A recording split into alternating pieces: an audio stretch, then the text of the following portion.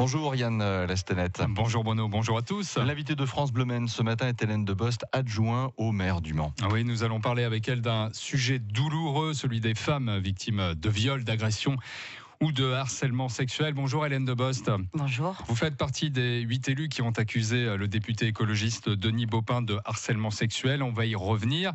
Mais d'abord, ce sondage qui nous apprend ce matin que plus d'une Française sur deux a été victime dans sa vie, soit d'une agression, soit de harcèlement. Est-ce que c'est un chiffre qui vous surprend ? Ah non, il ne me surprend pas. Il est au-dessous du chiffre que moi je connais, parce que si on traite que les harcèlements, donc harcèlement de rue, on est plutôt à 90%.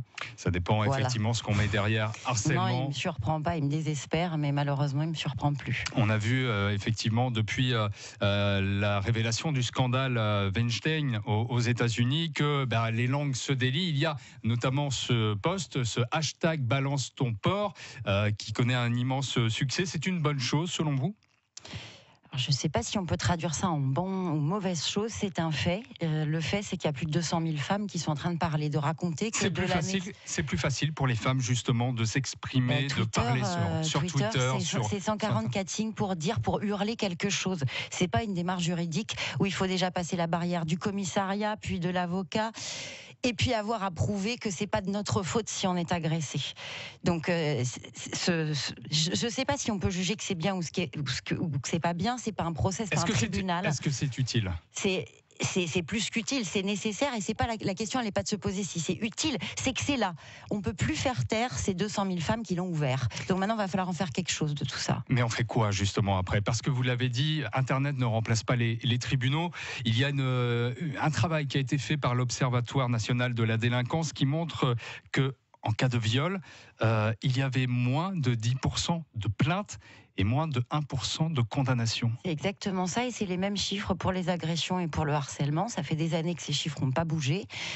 Donc après, j'ai beaucoup lu sur le balance ton porc ou MeToo qu'il fallait pas confondre la toile avec un tribunal. Ça n'a strictement rien à voir. Parler n'est pas porter plainte. Ce sont deux démarches complètement différentes. Parler, c'est dire ce qu'on a vécu. Porter plainte, c'est faire une démarche auprès de la société, auprès de la justice.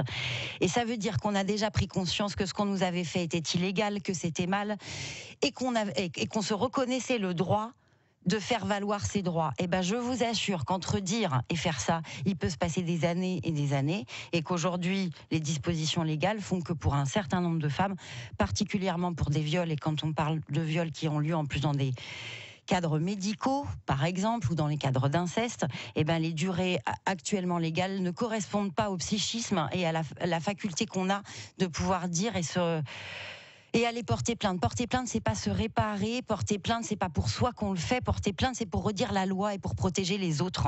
C'est pas la même démarche. Ça n'a rien à voir. Vous parliez d'agression dans les milieux médicaux.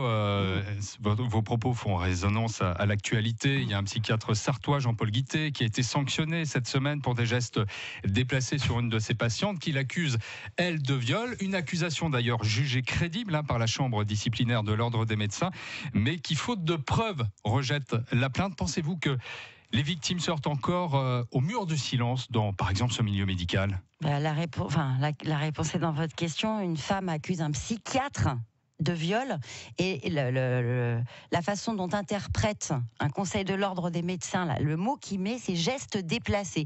Un viol serait un geste déplacé. Non, parce qu'il a été jugé sur ce qu'il a avoué et pas sur l'accusation de viol qui a été rejetée faute de preuves. C'est un peu comme quand il y a un féminicide n'importe où en France et qu'on va retrouver dans la presse locale et que c'est des morts de chagrin. Il massacre sa femme. C'est la même chose. Un viol n'est pas un geste déplacé. Tant qu'on qualifie pas les choses comme elles sont, on n'y arrivera pas. On va y arriver. Avec ou sans, on y arrivera. Mais ça explique. Comment vous sentiriez si vous êtes cette femme violée et que le résultat est geste déplacé. Un viol n'est pas un geste déplacé. Un coup de pelle n'est pas du jardinage. C'est la même chose en politique. On apprend ce matin que l'ancien ministre de François Mitterrand, Pierre Joxe, est accusé par une jeune femme de 20 ans d'agression sexuelle. C'est la fille d'un ancien ministre aussi, Éric Besson. Le harcèlement sexuel, vous l'avez dénoncé à l'encontre de Denis Baupin, le député écologiste. C'est compliqué de s'exprimer, de pouvoir dire et de faire aboutir les choses quand voilà, on est confronté à des hommes politiques qui ont aussi la puissance qu'il faut pour peut-être s'exprimer un peu plus fort, on a envie de dire.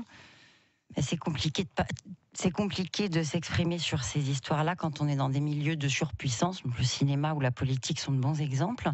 Le plus compliqué étant pas forcément d'affronter son agresseur en lui-même, mais tout le système qui va autour de cet agresseur et qui s'est mis en place depuis fort longtemps pour lui permettre, lui, de continuer sa carrière, de saupoudrer le pouvoir autour de lui. Et toutes ces personnes à qui il saupoudre du pouvoir sont des personnes qui protègent ses façons de faire. Tristan Banon, nous on a eu entre guillemets de la chance parce qu'on était nombreuses, mais Tristan Banon elle s'est fait exploser quand elle a parlé, et c'était le même cas, c'était la fille d'une femme politique. Enfin, le contexte dans lequel cette agression s'était passée est assez similaire à ce qu'on raconte là sur Monsieur Truc.